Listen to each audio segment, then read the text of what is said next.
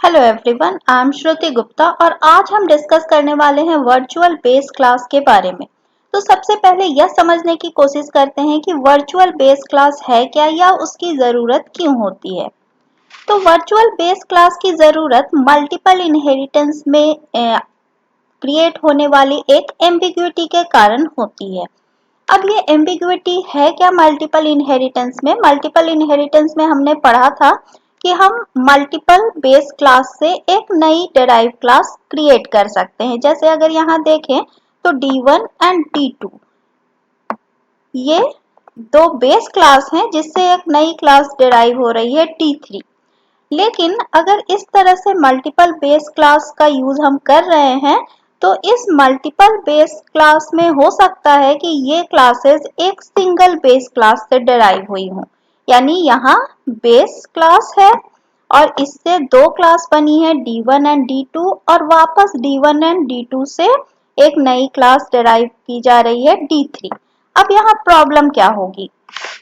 Suppose base class में एक public member है A। ठीक है, जब हम बेस क्लास से नई क्लास बना रहे हैं D1 तो ये A यहाँ भी इनहेरिट होगा क्योंकि ये बेस क्लास का मेंबर है और D2 में भी A इनहेरिट होगा क्योंकि ये भी बेस क्लास से ही इनहेरिट हो रहा है।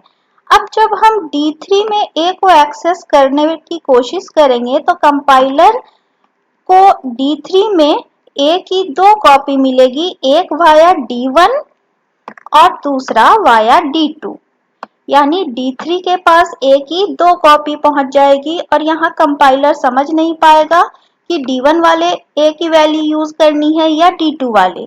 तो इस प्रॉब्लम को दूर करने के लिए हम वर्चुअल क्लास का यूज करते हैं।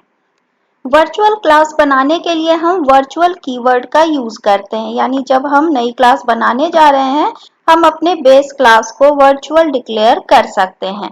तो जिसके कारण बेस क्लास की एक ही कॉपी डेराइव क्लास में जाएगी। अब इसको हम प्रैक्टिकली देखते हैं कि प्रॉब्लम है क्या और इसको हम सॉल्व करेंगे वर्चुअल बेस क्लास के थ्रू।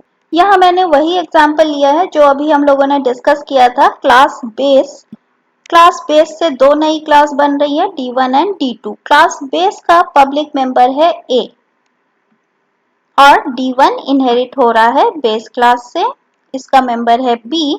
D2 भी इनहेरिट हो रहा है बेस क्लास से जिसका मेंबर है C एंड D3 इनहेरिट हो रहा है D1 एंड D2 से। यानी ये मल्टीपल इनहेरिटेंस के थ्रू डिराइव किया जा रहा है और इसका मेंबर है टोटल। ठीक है, अब मेन फंक्शन में हम ऑब्जेक्ट क्रिएट कर रहे हैं D3 का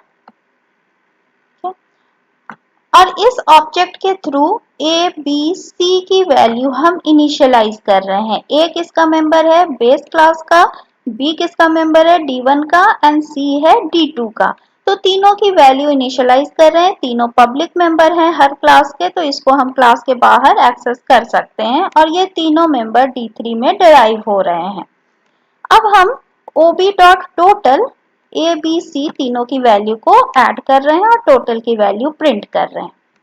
तो अभी हमने वर्चुअल कीवर्ड का यूज नहीं किया है। मैं आपको दिखाना चाहती हूँ कि प्रॉब्लम क्या आती है इसमें। यहाँ देख सकते हैं दो एरर्स आ रही हैं। अब ये एरर क्या है? एरर है A के लिए ob.a हमने लिखा है। अब ये कंपाइलर समझ नहीं पा रहा है क्योंकि बेस क्लास के A की दो कॉपी D3 तक पहुंच गई है।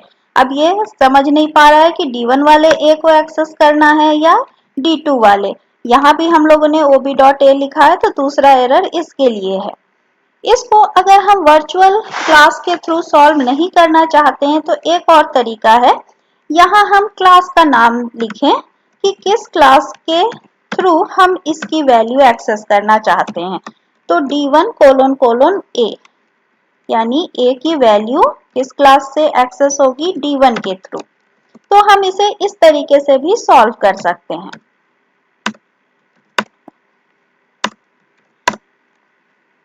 तो अब आप देख रहे हैं टोटल ये कैलकुलेट हो पा रहा है।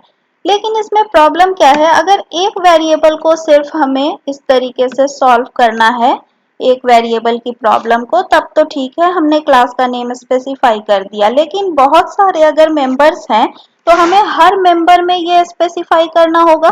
तो इससे बेटर है कि यहाँ हम वर्चुअल बेस क्लास का यूज करें। तो यहाँ मैं D1 हटा देती हूँ।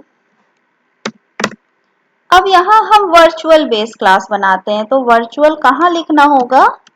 यहाँ D1 को इनहेरिट करते समय, यानी ये बेस क्लास हमारा वर्चुअल क्लास बन जाएगा और डिराइव्ड क्लास तक इस क्लास की एक ही कॉपी पहुंचेगी। तो हमें बस वर्चुअल लिखना है बेस क्लास को डिराइव करते समय। तो आप देख सकते हैं अब ये कोई प्रॉब्लम नहीं आ रही है। इसी एम्बिग्विटी के कारण जावा में मल्टीपल इनहेरिटेंस को हटा दिया गया है। तो अगर आज आपको वर्चुअल बेस क्लास समझ में आया, इसको कैसे इम्प्लीमेंट करते हैं ये आप समझ पा रहे हैं, तो वीडियो को लाइक शेयर एंड सब्सक्राइब करें, साथ ही अपने नोटिफिकेशन बटन को ऑन रखें। Thank you and have a nice day.